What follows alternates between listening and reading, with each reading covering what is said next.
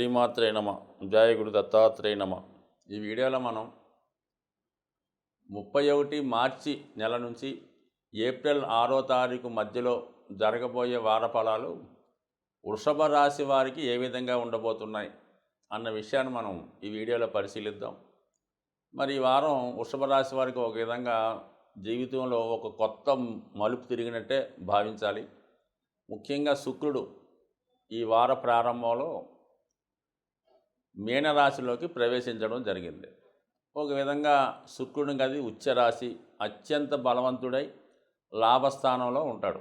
So ఈ కారణం వల్ల వృషభ రాశి వారికి వారి యొక్క వ్యక్తిగత సామర్థ్యం పెరుగుతుంది, వాళ్ళలో కాన్ఫిడెన్స్ పెరుగుతుంది, ఏదన్నా సాధించగలమనేటువంటి ధీమా వారిలో ఏర్పడడం జరుగుతూ ఉంటుంది.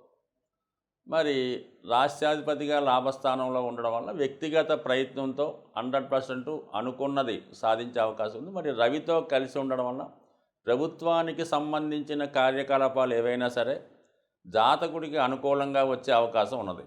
సో అదేవిధంగా ప్రభుత్వ పథకాలు మీకు అనుకూలంగా వస్తాయి. భూములకి స్థిరాస్తులకి సంబంధించిన విషయాల్లో మీకు అభివృద్ధి కనబడుతుంటుంది. అది ఒకవేళ మీరు కొనే ప్రయత్నం చేసినా కొనుక్కోవచ్చు, లేదా మీకు ఏదైనా రావాల్సిన పెద్దల ద్వారా కానీ వారసత్వం కానీ ఇతరుల ఆధీనంలో ఉన్నవి ఈ సమయంలో మీరు దాన్ని సొంతం చేసుకొని మీ ఆధీనంలోకి తెచ్చుకునే ప్రయత్నం కూడా జరుగుతుంది. దానికి 100% ప్రభుత్వ అధికారుల సహకారం మీకు లభించే అవకాశం ఉన్నది. సో ఏదైనా మరి శుక్ర రవిల కలయిక లాభస్థానంలో జాతకుడికి అటు దగ్గర బంధుమిత్రులతోనూ అలాగే మరి ప్రభుత్వ అధికారుల సహకారం లభించే అవకాశం ఉన్నది. ఏదన్నా జాతకుడు అనుకోవాలి కానీ ఈ వారంలో 100% దాన్ని సాధించే ప్రయత్నం చేయడం జరుగుతుంది. సో ఇక మళ్ళీ ఈ వారంలో ఇంకొక మార్పు ఏంటంటే మరి ధన పంచమాధిపతిగా ఉన్నటువంటి బుధుడు వ్యయస్థానంలో ఉండడం అన్నది జాతకుడు వ్యాపార అభివృద్ధికి నూతన పెట్టుబడులు పెట్టే కార్యక్రమం చేయడం కానీ లేదా వ్యాపార అవసరాల కొరకు కంప్యూటర్ లాంటివి, ల్యాప్టాప్లు లాంటివి, సెల్ ఫోన్ లాంటివి సేకరించడం, దాన్ని ఇన్వెస్ట్ చేయడం.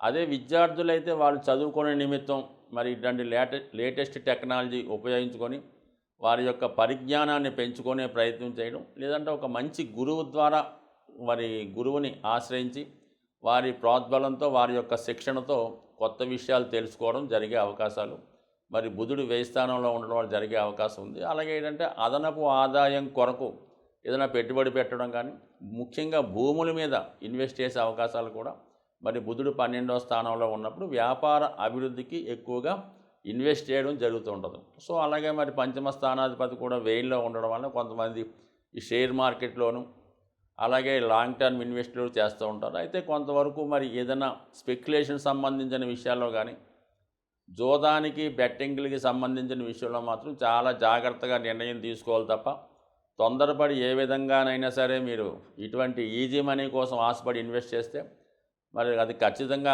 నష్టపోవడమే తప్ప దాంట్లో ఎటువంటి లాభం వచ్చే అవకాశం లేదు. కాబట్టి అది జాగ్రత్తగా ఆలోచించండి. సేఫ్గా ఉన్నటువంటి అంటే భూమి, స్థిరాస్తి, గోల్డ్ వాటి మీద ఇన్వెస్ట్ చేసుకోవడం వల్ల 100% జాతకుడు తను అనుకున్న గమ్యాన్ని చేరుకోవడం, ఒక సంపద సృష్టించుకోవడం జరుగుతుంది.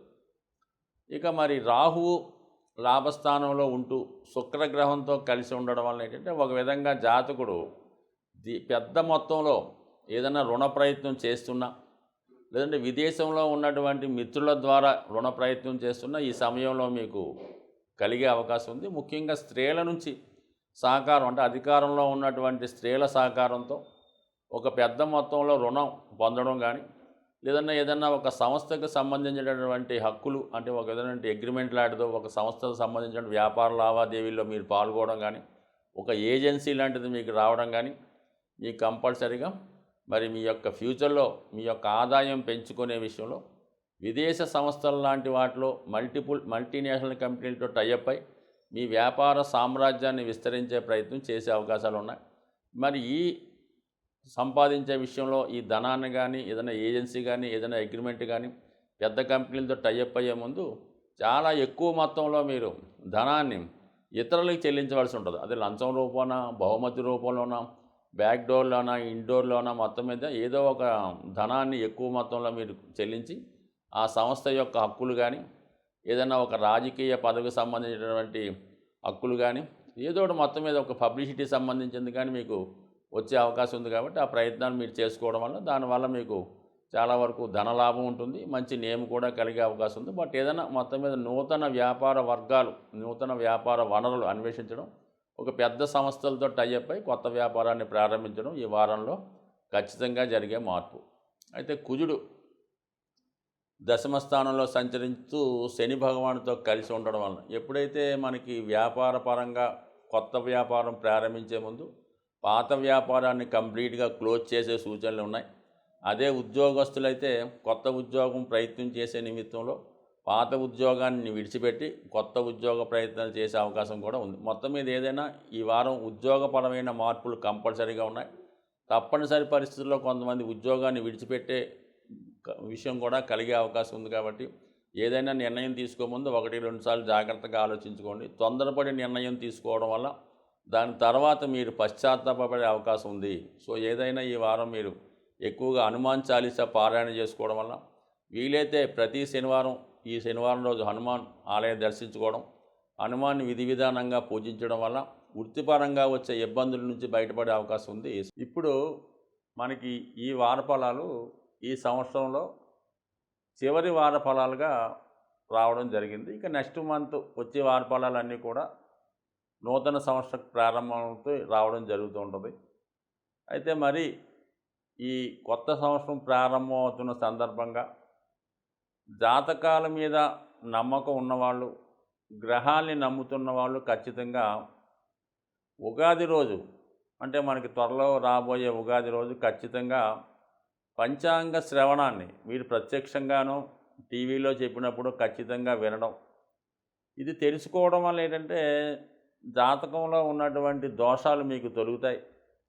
కొత్త జీవితానికి మీరు ప్లాన్ చేసుకునే విధంగా ఆ రోజు, అంటే కొత్త సంవత్సరం రోజు మీకు చాలా శుభకరంగా జరిగే అవకాశం ఉంటుంది. కాబట్టి ఖచ్చితంగా ప్రతి ఒక్కరు కూడా ఉగాది రోజు సాధ్యమైనంత వరకు కూడా ఈ పంచాంగ శ్రవణాన్ని ఏదైనా దేవాలయంలో కానీ తప్పనిసరి పరిస్థితుల్లో టీవీలోనే వినే ప్రయత్నం చేయండి. సాధారణంగా ఈ వార ఫలాలు ఎంతసేపు కూడా మొత్తం మీద ప్రపంచంలో ఉన్నటువంటి జనాభా అంతా కూడా కేవలం 12 రాశుల్లోనే ఉంటారు. కొత్తగా ఏ రాశిలో ఉండవు. ఎవరన్నా ఈ రాశుల్లో జన్మించవలసిందే.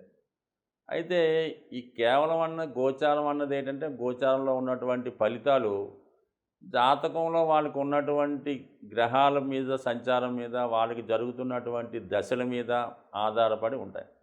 ఉదాహరణకి సింహరాశి వారికి రాజకీయ రంగంలో విజయం లభించే అవకాశం ఉందని చెప్తాం అనుకోండి.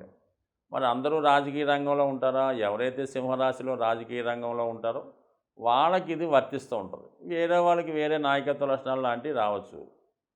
కొంతమంది మీనరాశిలో ఉంటారు, వాళ్ళకి ఏదో అనారోగ్య సమస్య వచ్చిందని చెప్తూ ఉంటాం. అయితే కంపల్సరీగా అనారోగ్య సమస్య వస్తుందా? మరి ఆ ఏజ్లో ఉన్న వాళ్ళకి, దీర్ఘకాలికంగా వ్యాధుల్లో ఉన్న వాళ్ళకి రావచ్చు. లేదు కొత్తగా ఉత్సాహంలో ఉన్న వాళ్ళకి, అదే చిన్నపిల్లలకి ఖచ్చితంగా అది రాకపోవచ్చు. అంటే ఇది 12 భావాల్లో పుట్టిన పిల్లవాడి దగ్గర నుంచి 90 సంవత్సరాల దాకా ఉన్నటువంటి వృద్ధుడు సమస్తం ఈ రాశిలో ఉంటారు. కాబట్టి మీ జాతకాలు చెప్పినాయి మాకు జరగలేదండి, మీరేదో ఆకస్మిక ధనలాభం అన్నారు, మాకేమి రాలేదంటే ఎలాగొస్తుంది? మీకు ఏమైనా రావాల్సింది ఉంటే వస్తుంది. మీరేమైనా ఒక డిపాజిట్ చేసి ఉంటే, లేదంటే ఏదన్నా చీటీ కట్టి ఉంటే ఆ ధనం మీకు వచ్చే అవకాశం ఉంది. కనీసం మీరు లాటరీ టికెట్ అన్నా కొంటే మీకు ఆ లాటరీలో అదృష్టం వచ్చే అవకాశం ఉంటుంది. మీరు లాటరీ టికెట్ కొనక, ఏది ఇక్కడ దాచుకోక, ఏది రాకుండా కేవలం నిద్రలో కళ్ళ కంటే ఆకస్మిక ధనలాభం రాదు. అలాగే వివాహం జరిగేటప్పుడు వివాహ ప్రయత్నాలు చేస్తే పెళ్లి సంబంధం కుదురుతుంది తప్ప ఇంట్లో పడుకొని కళ్ళ కంటే ఏ వివాహ సంబంధం నిశ్చయం. కాబట్టి ప్రతిదానికి కూడా ప్రయత్నం ఇంపార్టెంటు. ప్రయత్నం చేయడం వల్ల జాతకంలో ఉన్నటువంటి సమస్త దోషాల్ని మనం హరించి వేయవచ్చు, తీసివేయవచ్చు. ఎంత గొప్ప యోగాలు ఉన్నా కూడా జాతకుడు ప్రయత్నం లేకుండా ఇంట్లో పడుకుంటే ఏది కూడా జాతకుడికి వచ్చే అవకాశం లేదు. కొన్ని యోగాలు కళ్ళలో జరిగిపోతుంటాయి. కాబట్టి ఏదన్నా ప్రయత్నం ఇంపార్టెంటు. సాధారణంగా జాతకాలను నమ్ముతున్న వాళ్ళు దాన్ని దీర్ఘంగా చివరిదాకా చూసి మీ ప్రయత్నం చేయడం వల్ల మీరు ఆ రంగంలో ఉంటే మీకు అవకాశం వస్తుంది. మీరేదో బీటెక్ చదువుకొని ఎంఎస్ కోసం అమెరికా వెళ్ళి ప్రయత్నం చేస్తే అది జరుగుతూ ఉంటుంది. మీదేదో 10th క్లాస్ పోయి అమెరికా ప్రయత్నం వస్తే ఎలాగొస్తుంది? విదేశదానం ఎలాగొస్తుంది? అందువల్ల ఏంటంటే మీరు ఎంతవరకు అర్హులో దాన్ని చూసుకొని మీరున్నటువంటి ప్రాంతాలను బట్టి, మీరు చేస్తున్నటువంటి ప్రయత్నాలను బట్టి అవి వర్తిస్తాయి తప్ప ప్రతి ఒక్కరికి జరగవు. ఉన్నవి జరగాలన్నా లేని రావాలన్నా ఏదన్నా ప్రయత్నం ఇంపార్టెంటు. సో నా ఉద్దేశంలో కార్యసాధన ఉన్నవాడు, సమర్థుడు, టాలెంట్ ఉన్నవాడు ఎప్పుడు కూడా జాతకాలను నమ్మకూడదు. వాడు స్వయం కృషితోనే పైకి వెళ్ళాలి. ఆ ప్రయత్నం అలా చేసుకుంటే ఖచ్చితంగా వాడికి విజయం వచ్చే అవకాశం ఉంది. ఎప్పుడైతే బలహీనుడే జాతకాలను నమ్ముతాడు, ఇతరులను ఆశ్రయిస్తూ ఉంటాడు, ఇంకో ప్రయత్నం చేస్తూ ఉంటాడు తప్ప ఎప్పుడు కూడా సమర్థుడు విజయం వైపు ప్రయాణించడంలో ఎప్పుడూ జాతకాలను నమ్మకుండా స్వయం కృషితో ముందుకు వెళ్ళడమే మంచిదని నా యొక్క అభిప్రాయం. అది నిజం కూడా. స్వస్తి.